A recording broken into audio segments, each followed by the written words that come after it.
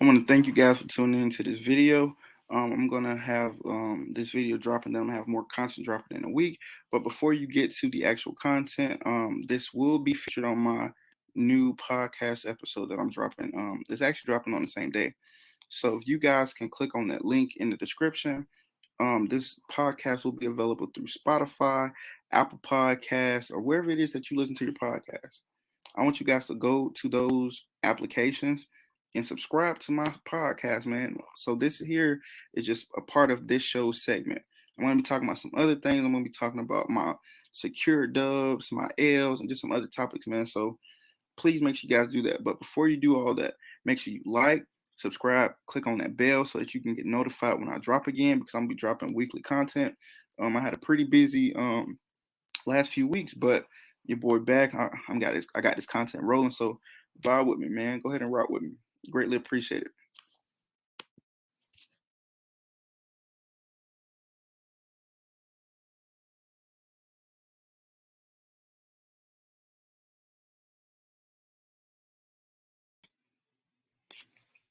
What's good, everybody? Our favorite brand, Nike, is back in the courtroom, and this time they're not creating a new lawsuit with Adidas. This time they're going against two brands by the name of KOOL KIY and Omni. Now, Omni and the HELLCAT and KOOL KIY are both popular brands and have their own flair to sneakers. Now, originally Nike is behind the Air Jordan 1 High, Air Jordan 1 Low, and also the Nike Dunk Low. And these two brands have their own spinoff of these sneakers with their own logo, different stitch patterns, different colorways, different materials, you name it. And at this time, Nike is pretty much viewing these guys as a threat, hence the lawsuit. Now, both parties stated how they are fans of Nike. Omni states that he's no longer going to support them because these two are being sued. And if you know the story behind these guys, they originally started out beefing because their logos are similar. They both have lightning bolts, and now they're co-defendants. Now, personally, I feel Nike is doing this, like I said, because they are afraid of the competition. They allowed them to use the base of their silhouettes for years. Like, it's not like they just came out and just started dropping shoes this week, last month, or just this year. No, like these brands have been out for a minute. A lot of people love their shoe, like their shoe. I even like their inspiration designs. Now, I haven't gone after a pair. I haven't tried to acquire any, but to me, just kind of crazy that this is going on. But I do feel like it's some pros and cons to this, and it's pretty much based off perception, like how you view things.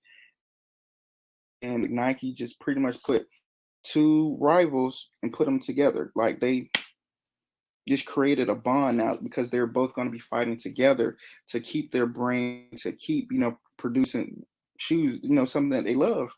And I know Omni even stated how Phil Knight was inspiration. He also stated what his favorite silhouette was. It's the phone posit, and just different things like that. Like, it's crazy. Like, you have two black entrepreneurs, two black groups that are pretty much doing the same thing Nike did when they started off.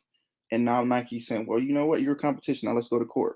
I personally feel like Nike should have sat both parties down, did it discreetly, had them say, hey, we want you to come meet with us, but you don't tell nobody about this. Keep it on the low. Let's chop it up.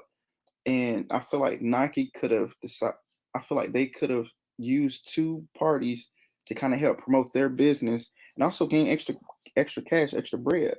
I feel like Nike could have asked for a percentage of their earnings for using the base of their shoes, base of their silhouettes. Like, these are two small businesses, two small brands, and you want to take them to court. Like, I get it. Like, if somebody takes something that you do and they're making money, you're gonna react a certain way. You're gonna want to take them to court. But I feel like Nike is missing an opportunity to encourage other people to create. Like, I feel like this is something that they could have handled differently. Now, I'm not on their side per se. I'm not on Nike's side or against Nike or anything like that. I just feel like there's a different way they could have handled that. Now, if the parties would have disagreed with that proposal or idea, then I say, yeah, take them to court. Yeah, do that. But I feel like in a situation, Nike is kind of overreacting because why haven't you done this years prior. You know what I'm saying? And Omni even stated that in his Instagram post that for years he had a lawyer monitor everything he done, like everything he did with his shoes, like whether they were copyright infringement, anything like that. And now all of a sudden Nike wants to do something. Makes you wonder. It's because of competition, but nonetheless, even Dave West even dropped a video replicating what Jordan did with the banned shoes, and he said, "We not his caption was, "We are not banned in the streets," and had a lightning bolt logo. And to me, I feel like that's a good clapback. That's a good clapback. Now, in the comments, I want you guys to let me know how you feel about the situation. Whose side are you on? Now, this is just my take. Personally, I haven't gone after any of their shoes.